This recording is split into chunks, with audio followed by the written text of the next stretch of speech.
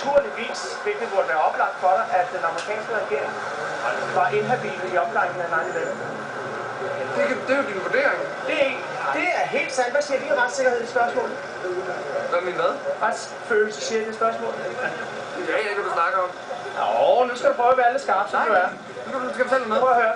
9/11 blev opklaret af folk, der udtrykte en forhåndsinteresse i, at der skulle ske noget som 9/11. Hvad siger din retsfølelse dig? Hvad er det, du ikke får at vide? Alt det er jo fortalt. Det er da ikke nogen hemmelighed. Det er en hemmelighed. Ved du, om du ikke ved det? Eller vidste det? Undskyld. Vidste det, fordi nu har jeg fortalt om det. Du har snart. Der er forskel på, hvad du tror, at folk accepterer dine præmisser for sandheden. Ja, altså, jeg mødte... Nej, Uffe. Jeg mødte Kurs Smart. Det er Uffe, der stopper. Hvad er det nu? Ja, men det er Uffe, der stopper. Jeg mødte ham på Østre Gærstation. Jeg tror, det gør han også. Det gør det. Så jeg til ham, hvordan har du det egentlig med Rebuilding America? Det kunne jo være, at han stod stille og roligt på stationen, og ikke havde lyst til at diskutere den sag med dig lige der. Ja, vi var bare hjemme. Vi var ved at låse en cykel op, så stod vi lige og han snakkede med mig. Ja, det kan godt være, at han ikke synes, det var det. Selv nok, men der er masser af mennesker, der ikke kender til det.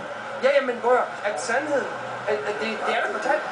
At det her, at det aldrig blevet fortalt nogen steder. Vil du være ærlig? Har det aldrig været nævnt i fjernsyn, Nikolaj? Har det aldrig været nævnt i artikler? Det er da rigtigt. Det er... Prøv at høre. Prøv at folk... Nej, lige se en ting her. En ting her, at man kan fortælle sandheden, hvis du føler det, det der. Men når det er folks ret til at lytte eller lade være.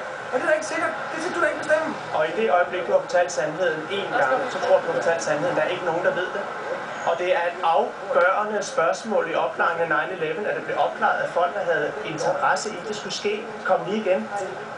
Så fortæl det igen, og igen, og igen, og igen, og igen. Fortæl det igen. Fordi folk ved det ikke. Du tror, det er det ene? Prøv at høre.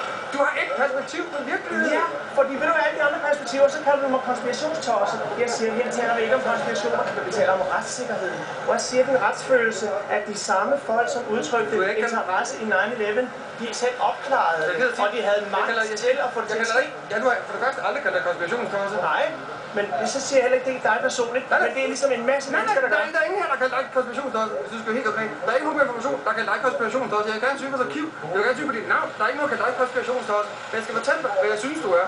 Jeg synes, du overfokuserer fuldstændig til vrangvillighed af virkelighed, til ugenkendelighed. Du fokuserer så meget på én ting, som du beslutter for, at det ene afgørende sandhedsperspektiv på virkelighed. Ved du hvad?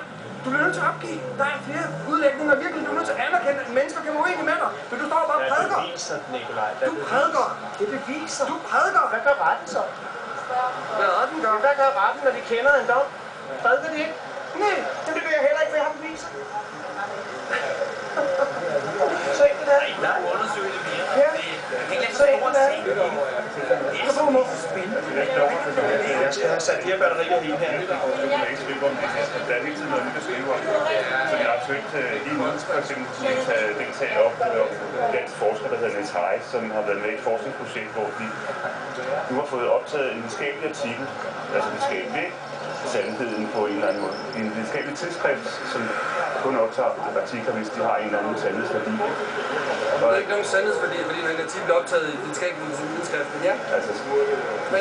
Så er der en vis sandsynlighed bag, ikke? Ja, jeg har godt set mit eget udtalelse i Øst- og Vestermællemøller. Det har jeg givet mærke i altid, som er sjovt. Det er med stor skråsikker udtalelse og en bygningskonstruktion. Og jeg ved, at han er ikke ingeniør. Han har ikke særlige forudsætninger til at vide noget særligt. Han kan ikke det, vi snakker om nu. Nu vil jeg sige, at han har fået den der videnskabelige artikel handler om, at han sammen med en masse amerikanske forskere har påvist, at der findes rester af uisolerede sprængstoffer i støvet fra World Trade Center.